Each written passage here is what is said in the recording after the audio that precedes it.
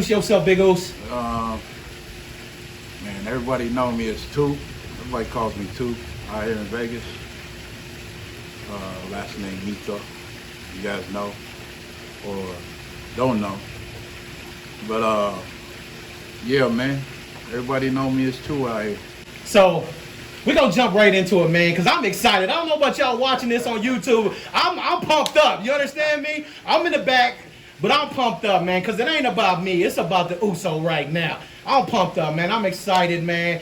You know, if y'all could see where I'm at, you'll be able to tell the vibes is just on another level right now. So I'm feeling it. So let's jump right into it, my Uso too. Where did this start, man? Let's go back to humble beginnings from the beginning. Where are you from? You know, what city and state? Things in that nature. I'm from a city called Kalihi on the rock of Hawaii. You know what I'm saying? It's on Oahu. So if you're from Hawaii or you've been to Oahu, Kalihi's a well-known city out there. You know what I mean? So I was raised up in Canfor and KPT. You know, the two main hoods up out of that city right there. Now, for the fans, sorry, I didn't mean to interrupt you. For the fans and the viewers wondering, what is Camp 4 and what is KPT? Camp 4 is a hood. It's like a housing project. It's a blood neighborhood. You know what I'm saying? KPT's down the street from it. So KPT's probably like half a mile down the road. You know what I mean? Everything's kind of close. Back then, everything used to seem kind of far. But nowadays, when you go over there, it seems like it's a hop and a skip down the street. You know what I mean? And that's a Crip neighborhood. But yeah, Camp 4 is a blood neighborhood.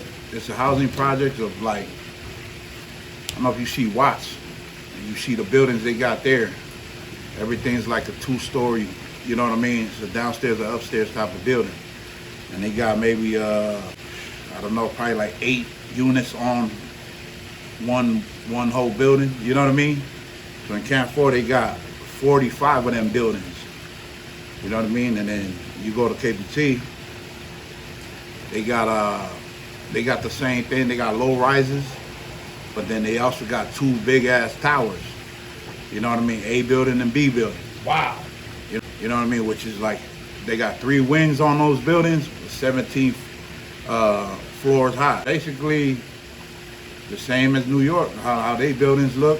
But then, you know, they would call Camp 4.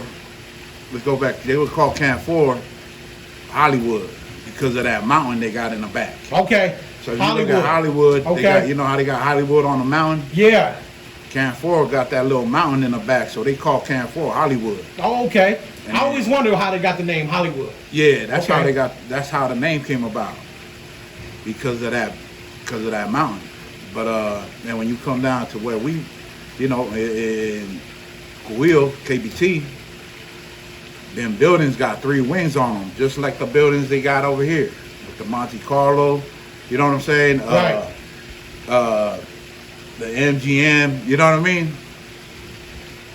What else? Garage. Okay. So they would call KBT Las Vegas. Wow. You know what I mean? They would call them Sin.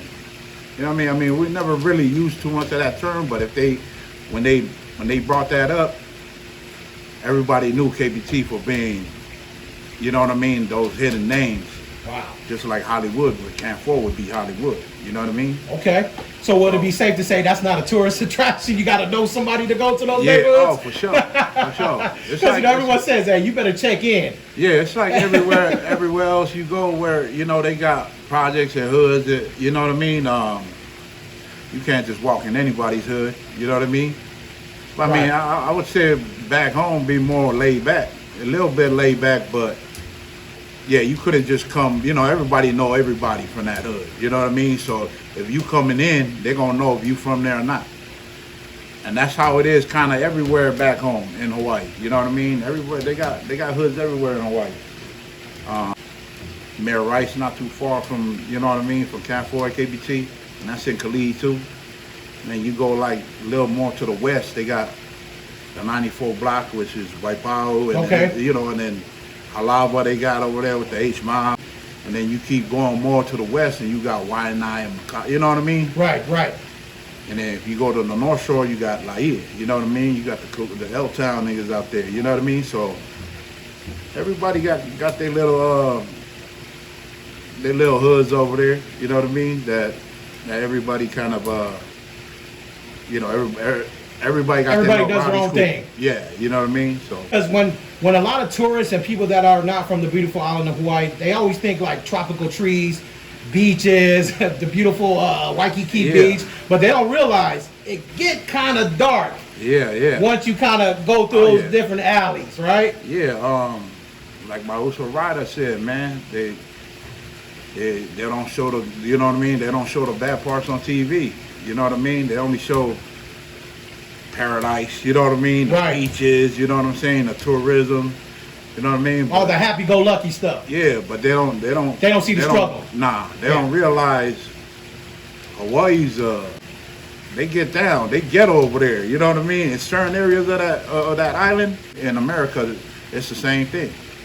You know what I mean? The drug is what messes a lot of things up back home. But then again, the drugs is kind of what I don't want to say it sustains them, but it kind of helps them out because Everybody got their hustle where they got to Yeah. survive to feed their family. Hawaii's an expensive place to live. You know what I mean? You can't let me say what, like just the living out there. The cost of living. The cost of living is expensive, and the jobs don't match the pay to what the living expenses would be. You know what I'm saying? Gotcha. So like, you can't really live off of working a security job, just a regular security job. You know what I'm saying? You need a little extra. If your mentality was kind of like mine, you know what I Right. mean? I mean, only because, I mean, I've seen, and you know, I've been, like, I've had family members that been in a game, and I've got family members that smoked, you know what I mean, and did all the bad shit, and I've seen it with my own eyes as a kid, you know what I'm saying? So I see what it can do to you and what it can make of you, meaning if You can start from the bottom and still make it. yeah, but then, you know what I mean? Like, you can, like, instead of, I seen how this shit broke down my family. Like, you know, a lot of my uncles and shit, how they turned out and how they families turned out. You know what I mean? By smoking ice, or you know what I mean? But then I also seen how selling it Elevated some of their gave you a lifestyles. little bit of the advantage, you know what I mean? To Right. live. To survive. survive Because of and- the cost of living. Yeah, exactly. You know what I mean? So, and again, if you know what I mean, if you got the same mentality as I have, it was a no-brainer to take the hustle side. You know what I'm saying? Instead of going the other path of smoking ice or any of these drugs that messed up my uncle's families. You know what I mean? Well, let's talk about this, man. We'll get to the grimy side in a second. But let's start here, man. You not only come from a project in Hawaii and you made it out the neighborhood, you also play football. There was a lot of things that you Yeah. did coming up, because you're a big guy. You about what? Yeah, I'm 6'3". 6'3". Yep. You know, if a normal person sees you, they're going to think you play for the Steelers or something. So let's go back to the beginning. You played high school ball. Yeah. So let's talk about a little bit of your sports career. You know, it's funny, when I was a kid, I remember when they had the first tryouts for the team that was in our, you know what I mean, in our city, and it was called the Khalid Crusaders. You know what I mean? Crusaders. Khalid Wow, that's a Crusaders. throwback. Yeah, so you know what I mean. But back then you had to be a certain weight. You couldn't just, you know what I mean. You had to be there was a weight limit to it. I was always a big kid, so I couldn't even really play no sports because I was always I was overweight to get on those teams. You know what I mean? So I had to kind of wait till I got to high school to play. You know what I mean? Because I couldn't play these little Pop Warner teams because you had to be a certain weight. You would have been just pancaking everybody all over the field. Oh, man. You know how I was back when I was a kid. You know what's happening, man. But yeah, man. So you know, I had to kind of wait till I got to high school. You know what I mean? So when high school came, it was on. You know what I mean? My urge of wanting to play football was all the way 100. I just wanted to play football. You know, and then again, you're not paying attention to the grades and all that stuff. You know what I mean? That comes with having to play football. You know what I mean? You had to have a certain grade to play. So my stuff was a little messed up, but I got to play. You know what I mean? I had the right coaches. You know what I mean? Right teachers. Because they knew you was a dog. Yeah. They was like, man, we ain't worried about his grades. He's a dog on this damn field. And you know, at Farrington, man. Shout out to Farrington. You know, Farrington, if you was play football and your grades wasn't too good, you was put in these certain classes, these S&P classes. You know what I mean? You know, so in other words, kind of like special ed classes. Real talk. You know what I mean? So if you watching this and you acting like you ain't never been in special ed, I know where you been, man. You know what I mean? The great ones came out of special ed. I'm gonna keep it real. Okay. You know what I mean? All the real athletes that played ball at Farrington that had, you know what I mean, that their grades was kind of bad, they needed help, they was put in those classes. Wow. You know what I mean? Wow. And that's how they got to get their grades up so where they could play. You know I can't imagine anybody teasing you big guys. Nah. Like, hey, what class are you in, those? Yeah, you know what I mean? I Right. mean, growing up, that was a problem too. You know, again, I ain't a good reader. So every time you had, you know what I mean, like English classes or whatever, I'm always the one, you know, me and a couple of the boys, you know what I mean? We kind of a layer in those shits, in those subjects, you know what I mean? Right. You know, we just kind of try to duck and dodge, you know what I mean? Or not duck and dodge, but more like hide to where the teachers couldn't pick us to, you know what I mean? Right. You maneuvered around yeah, that. you know what I mean? Or we'll come to class late, you know what I mean? So, it was, you know, it's just, those classes right there, I'm gonna keep it real. A lot of them, like, I'm trying to put anybody on blast, you know what I mean? But the ones that came and went to the NFL from Farrington had those classes. Wow. You know what I'm saying? Wow. I'm gonna keep it real. They had those classes. I mean, they smart dudes. You know what I mean? It's just, I think at the time, they kind of wasn't, you know, everybody kind of was in that playful, not paying attention to class, you know what I mean? Come to school to... The normal teenager stuff. Yeah, you know what I mean? Not learn, but kind of play and, you know what I mean? Go lunch, you know what I mean? And act like, you know what I mean? Like you the shit talking to these girls and stuff like that, you know what I mean? So you got straight A's in lunch though, right? You got straight A's in lunch, right, Oos? Yeah, I had straight A's in lunch, man. Okay. And wiki. Okay. So we're at Farrington. We're young. We're coming from a tough neighborhood, but we're trying to find our way. Now, you played also in Utah, correct? Yep. So how does that transition from Hawaii to Utah? So at Farrington, after my brother graduated, my brother Albert, shout out to him. Shout out to Al. Alcatraz. Albert was an athlete, man, like straight up. Athlete of the year, Wow. You know what I mean? Defensive player of the year, you know what I mean? My brother did it all. But after his senior year, he got a full ride scholarship to go to play at Ricksburg. Wow, that's dope. In Idaho. You know what I mean? So again, us being you know, in a church with my mom. So, you know. So you're a Mormon? Yeah. Okay. So you know, him going to Ricksburg was basically like a Mormon church as well, Mormon school as well. Shout out to the Latter-day Saints. Yeah, but because I was going there, and this is the first time any of my siblings been off the rock. You know what I mean? So my parents decided, oh, let's go move to Utah because the church is there, and and kind of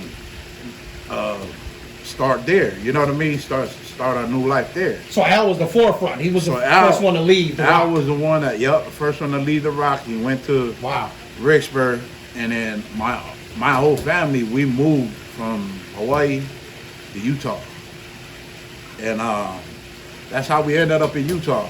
So in 2008 is when we left. We went to Utah, and I was still in high school, so I ended up going to the Hunter High School in Utah. Shout out to Hunter High. You know what I mean? Wolverines. Okay. And then so it was me and my two younger brothers. You guys probably know they're Honolulu and Hawaii. They twins. We us three, we went over there coming from Farrington. You know what I mean? And then again, when we came up right in time for football season. We already had our physicals from back home, so we just brought all that shit up here and it's kind of transferred everything over. And yeah, I remember the first day I got to school. The principal, I was in the office and I was getting registered. Who's this big guy from Hawaii? So, you know what I mean? I was in the office, and the principal, he came and he was like, "Hey, you're a new student?" And I was like, "Yeah." He's like, "You play ball?" I said, "Yeah." I said, "I got all my physical and my brothers too. We all got our stuff." He was so happy. I mean, you know what I mean? Like, he just seen. I guess they know about how the Polys get down in Utah. You know what I mean? How they play. You know what I mean? Utah is not like back then, at least around those years. It wasn't too much. Like everywhere you got blacks, you got Mexicans. You know what I mean? All the Asians and stuff like that. Utah was more. The Polys was known as the blacks, kind of. You know what I mean? Right. We was known.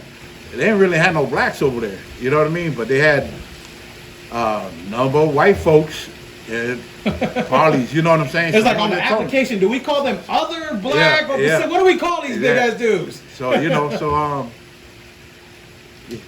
when I was in office, like I said, man, the principal straight told me, "Hey, let's go."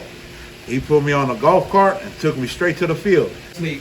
It was natural in your DNA. Yeah. It was in your genes. I wanted to play football since I wanted to go, you know what I mean? Since I wanted to try out for Khalid Crusaders, I wanted to be a lineman. You know what I mean? I already knew what. So you was a trench dog. Yeah. Okay. You know what I mean? I love that run block. You know what I mean? It's just more that rough in the middle type. You know what I mean? That's really where you get your stripes from. So, if you could push with the big dogs right there, you was always good. You know what they say? It was no line, no shine. Yeah. Hey, without us, the program ain't moving forward. It ain't going nowhere. You know what I mean? So that's awesome, man. So I just wanted the viewers to kind of get a feel for the personal too. We know the celebrity security bodyguard too, but I just wanted them to get a feel for the personal too. Yeah. Kind of like how I know you, because I've been knowing you for years. You came to a few of my shops. We had a very cordial relationship throughout the years, man, and we've both kind of seen each other rise. Right. But at the end of the day, man, to know where you come from to where you are now.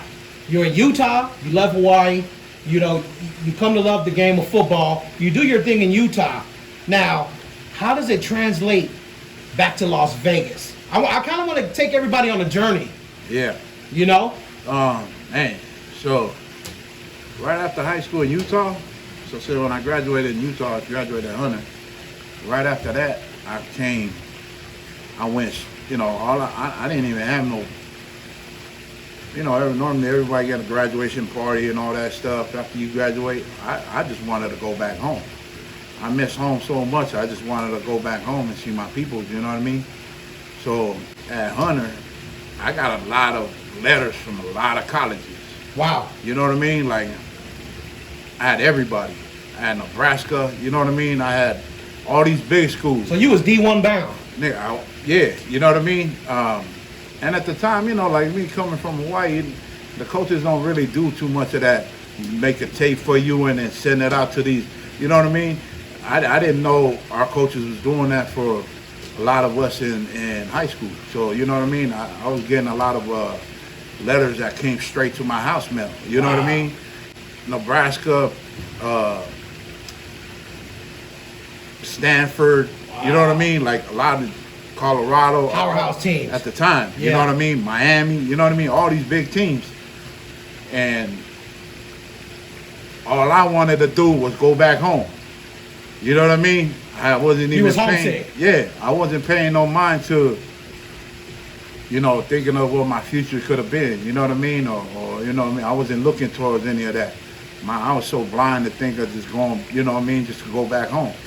So, again, I missed home. You know, I missed all of the people I grew up with. You know, I played with some of them big, you know what I mean, them the rough, rugged ones. Like, Killers. Like Vince Manuai, you know what I mean? Rest in peace to Vince, man, yeah. You know, Mario, you know what I mean? Mario fought the face. Like, all them, I play with those guys, so I know what the, you know what I mean, what type of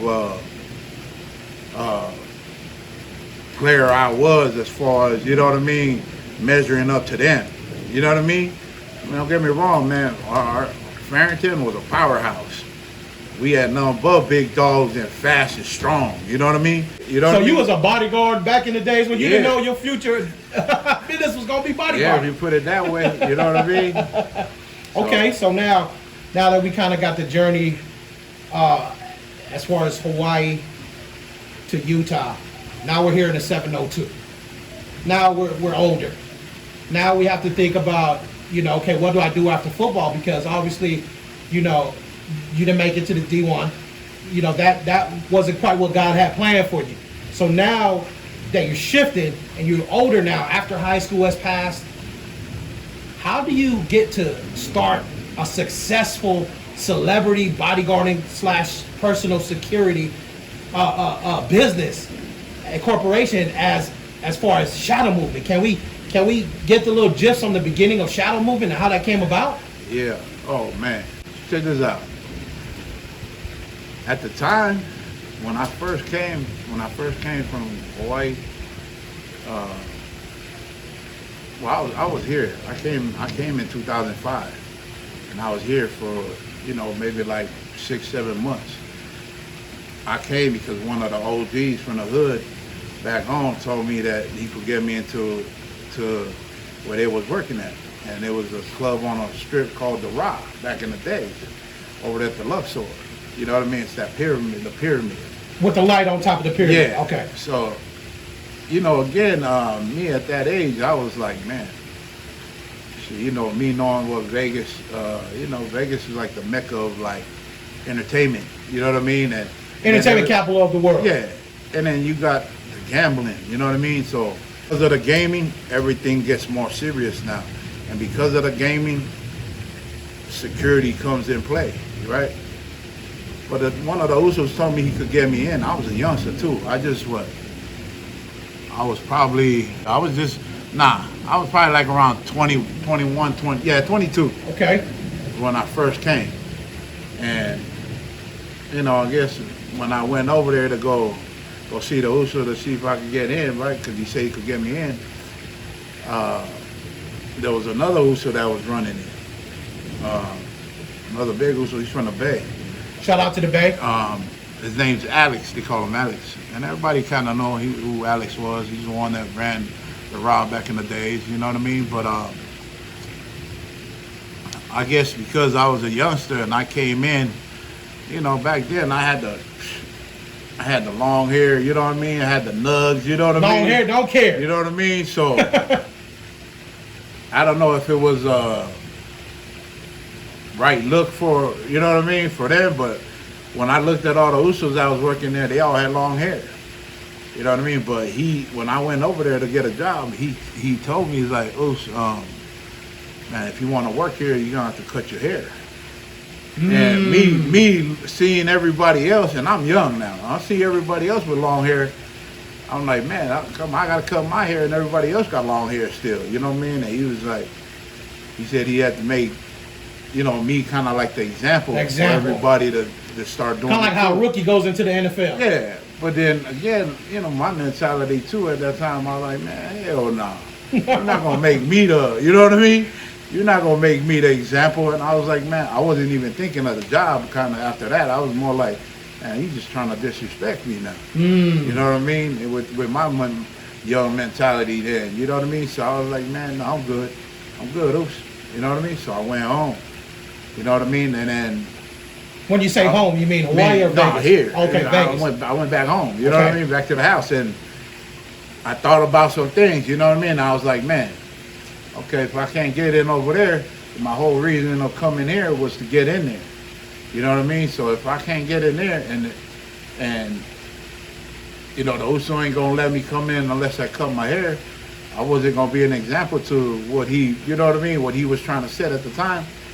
I said, fuck it. My wife and my kids at the time, they was in Hawaii. You know, from Utah, they went to Hawaii and waited till I got on our feet. Got settled in. Here, and then bring them up. But it didn't go that route. You know what I mean? Okay. I ended up calling my wife and saying, man, these guys are playing with me over here.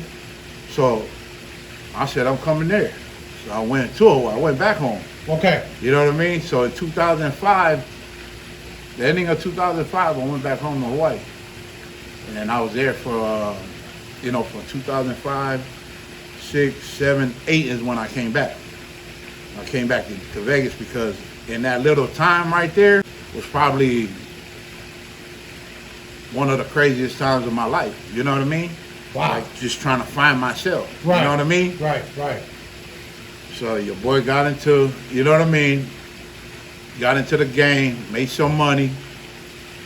Slowly, you know, again, my mentality was already like, I'm not trying to make this a career. You know what I'm saying? I just need to get what I need so I can get out of it. Because my big OG told me that. You know, shout out to Mosa Lopes.